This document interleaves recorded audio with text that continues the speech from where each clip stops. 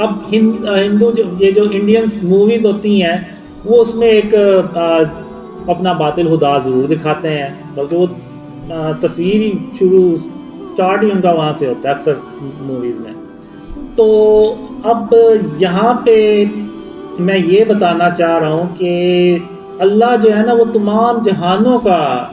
رب ہے۔ اب فلم بھی ایک جہان ہے، بے شک وہ فیک سٹوری ہے، اس کا بھی رب صرف اللہ رب العالمین ہو سکتا ہے اور کوئی نہیں ہو سکتا۔ تو وہ جب ہم فلم دیکھتے ہیں جس میں باطل خدا ہوتے ہیں، جیسے میں نے ابھی پہلے بھی مثال دی کہ وہ جب ہم دیکھیں گے اور ہم اپنے آگے رشتہ داروں کو، دوستوں کو کہیں گے کہ یار بڑی اچھی سٹوری تھی، اس کے باطل خدا نے اس کی مدد کی اور جیت گیا، تو وہ ہم اس پہ یعنی یقین تو کر رہے ہیں، زبان سے کہہ دینا کہ جی ہم اللہ کے ساتھ کسی کو شریک تھوڑی ٹھہرا رہے ہیں، نہیں،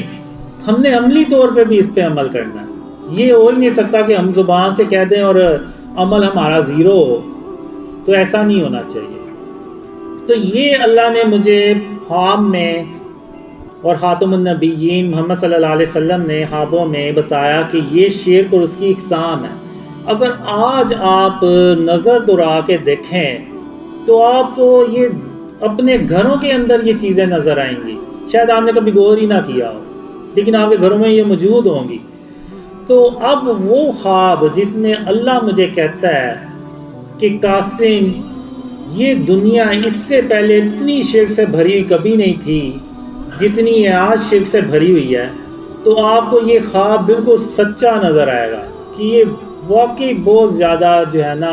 شرک اس دنیا میں پھیل چکا ہے، خاص طور پہ مسلم کنٹریز میں۔ اب یہ جو ناصر آئے ہیں یو کے سے، یہ کہتے ہیں کہ اتنی تصویریں میں نے ادھر یو کے میں نہیں دیکھی جتنی میں نے ادھر دیکھی ہیں، جگہ جگہ روڈز کے اوپر بینرز لگے ہوئے ہیں، بورڈز لگے ہوئے ہیں، اس پہ دیکھی ہیں۔ اور اس کے علاوہ آپ دیکھیں تو وہ سٹیچوز بھی آپ کو جگہ جگہ نظر آئیں گے۔ اب وہ جو ہم بطخ سی بنا دیتے ہیں، گملہ ہے بطخ کا، خرگوشوں کا، وہ اکثر گھروں کے سامنے آپ کو وہ بطخ جو ہے نا وہ نظر آئیں گی، خرگوش نظر آئیں گے، خرگوشوں کے گملے، اور وہ تو ایگل بھی نظر آئیں گے اور کافی چیزیں نظر آئیں گی۔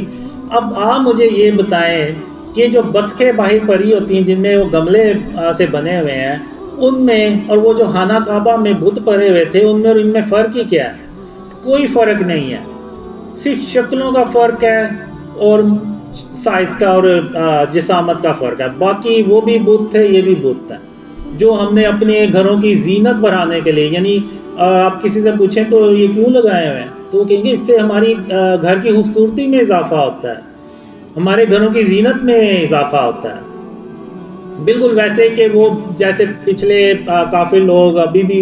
کہتے ہیں، جنہوں نے اپنے رکھے ہوتے ہیں کافروں نے، وہ کہتے ہیں کہ یہ ہمارے لیے فائدہ مند ہے، یعنی یہ ہمیں نفع پہنچاتے ہیں، فائدہ ہوتا ہے ہمیں ان سے۔ تو اسی طرح ہم بھی وہ کہتے ہیں کہ جی اس سے تو ہماری گھروں کی زینت بڑھتی ہے، ہمیں اس سے فائدہ ہے۔ تو یعنی اگر آپ دیکھیں تو وہ کافروں سے ملتے جلتے ہی ہمارے وہ ریاکشنز اور باتیں ہوتی ہیں، لیکن ہم نے سوچنا ہی نہیں ہے، کبھی سمجھنا ہی نہیں ہے کہ محمد صلی اللہ علیہ وسلم کی جو سنت ہے وہ بتوں کو اور تصویروں کو ختم کرنے کی سنت ہے۔